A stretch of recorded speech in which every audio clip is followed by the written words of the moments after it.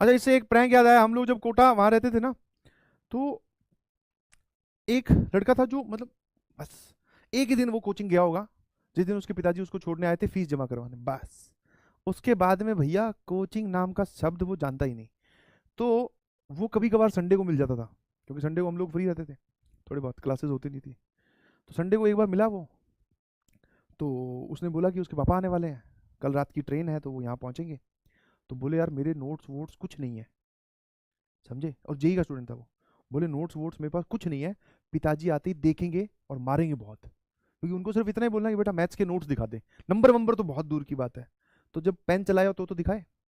तो बोले यार एक काम करो, सब लोग अपनी अपनी एक एक कॉपी देकर मेरे कमरे में थोड़ा सा माहौल बना दो, मतलब पढ़ाई का।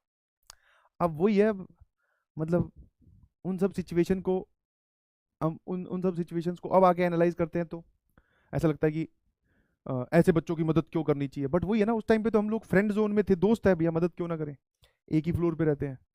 तो हमने कहा ठीक है भाई, बना देंगे माहौल। अब उसमें से हम मैक्सिमम तो जेई के थे, बट दो बच्चे उसमें वो नीट वाले भी रहते थे। तो उसने क्या किया, ये कलाकारी ये वाली जो दरख्वास्त है उनके आगे भी लगाई थी। तो भैया मैथ की कॉपी इकट्ठी कर ली, जैसे हमारे पास मान लो 11th का एक कॉपी भर गई, दूसरी कॉपी चल रही है तो भरी हुई कॉपी उसको दे दी, उसने रख ली भाई। ठीक है, मॉड्यूल वॉड्यूल इकट्ठे कर लिए। ठीक है, हाँ। हाँ, वो बैग मॉड्यूल कुछ लेने भी नहीं गया, सिर्फ पैसे देने गया था, उसके बाद वापस आ गया। अब उसने क्या किया, बायो वालों से भी कॉपी ले ली, एक एक है, जूलॉजी बॉटनी की भी कॉपी फिट करके बैठ गया भैया। और जब बोलते हैं ना किस्मत जब आपकी खराब हो, तो आप एक नॉर्मल सिचुएशन से भी फंस सकते हैं। अब हुआ क्या, अच्छा उसके पापा ऑब्वियसली पढ़े लिखे थे, मतलब ऐसा नहीं है कि वो गांव के कोई थे, बढ़िया शहर दिल्ली से ही लड़का गया था। तो वही पिताजी आने का वक्त हुआ, तो ऐसा है ना, माहौल बनाओ, आप समझो ना, कॉपी वॉपी खोल के रख रहा है सामने मॉड्यूल, इधर कॉपी खोल ली। अब कई कई बार क्या होता है, हम चीज़ों को फॉर ग्रांटेड ले लेते हैं, बोले पापा आएंगे सिर्फ यही तो देखेंगे बच्चे का माहौल कैसा है। आगे खोल ली उसने HCV फिजिक्स की, ऐसे दीवार के साथ टिका के कि ये सॉल्व कर रहा था। अब समझो ना, पेरेंट्स, पापा अब एंटर करने वाले हैं कमरे में, मतलब स्टेशन पे उतर गए हैं, ऑटो करके आ रहे हैं, नीचे आ चुके हैं, वो वाला माहौल है। तो भैया HCV खोल ली, सामने कॉपी पता है कौन सी खोल ली, जिसपे ये प्लांट फूल पौधे बने होते हैं, बस। अब भाई साहब ने इतना भी दिमाग नहीं लगाया कि HCV अगर खोलिए तो कम से कम वो फिजिक्स की कॉपी खोल ले यार, नहीं, बैठ गए आराम से, एक रफ कॉपी भी रख ली, बस। अब पापा के आने का इंतजार, आओ आओ पापा आओ, नीचे लेने गया, ऊपर लेके आया, किताब बंद नहीं की, क्योंकि बंद कर दी तो जैसे पता चल जाएगा ये पढ़ता नहीं है। लेके आया अंदर, बोले बैठो पानी वानी पियो। थोड़ी देर बाद में, हम लोग तो बाहर थे, मतलब आधे पौने घंटे बाद में उसके पापा ही हमसे आके मिले, क्योंकि उनको पता चल गया होगा कि उनकी औलाद की करतूत क्या है, और वो जानते हैं, सभी पेरेंट्स अपने बच्चों को जानते हैं। हाँ, बाहर आए, हमें बुलाया, हमें लगा नॉर्मल, वो तो होता ही है, किसी के भी पेरेंट्स आते हैं दूसरे बच्चों से इंटरेक्ट करते हैं, पढ़ाई कैसी चल रही है, माहौल वाहौल सब ठीक है ना भैया, अच्छे से पढ़ते हो कि नहीं, ये वाली बातें। हमें बुलाया, सीधा सवाल एकदम सटीक पूछा, मतलब कई बार तो ऐसा होता है ना कि आप लेयर बाय लेयर सवाल पूछो तो हम उसमें झूठ ऐड करते जाएंगे। पहला ही सवाल, बोले ये कब से कोचिंग नहीं गया है, बस यही थी स्टेटमेंट। बेटा आप क्या करते हो, आपका क्या चल रहा है, वो कुछ नहीं, पहला सवाल क्या, ये कोचिंग कब से नहीं गया है। सब भैया एक दूसरे की शक्ल की ओर देखे, हमारा मुंह लाल हो गया। मैं कहा फंस गए। या तो वैसे पूछे कि ये कोचिंग जाता है कि नहीं जाता है, तो इसमें हम थोड़ा कम ज्यादा कर सकते हैं कि हाँ अंकल जाता है, समझ पा रहे हो कि नहीं। अब उन्होंने सवाल ही एफर्मेटिव सेंटेंस जिसको बोलते हैं, जिसपे आपको हाँ भरनी है, ऐसा पूछा है कि ये कोचिंग कब से नहीं गया है। अपने चुप, आसपास वाले भी चुप। बोले बता दो कोई दिक्कत नहीं है, बता दो, बोले इसको सुधार दो और कुछ नहीं है, और बोले मुझे कुछ नहीं है, मैं उसको उठा के ले जाऊंगा यहाँ से, बस ये बता दो कि ये कोचिंग कब से नहीं गया, और बोले पता चल जाएगा, मैं तो कोचिंग में जाके ही पता कर लूंगा। अच्छा, उस टाइम पे अटेंडेंस मैनुअल हुआ करती थी, मतलब पंच वंच वाला सिस्टम नहीं था कि कार्ड दिया पंच करो और वो सब नहीं, तो उसमें मैसेज वैसेज भी नहीं जाते थे।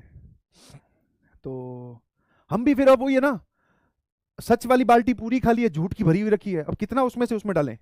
जाता है अंकल, पढ़ता है, जाता तो है, कभी कभी मिस हो जाता है अंकल, तबीयत ठीक ना हो, गर्मी ज़्यादा पड़ती है तब।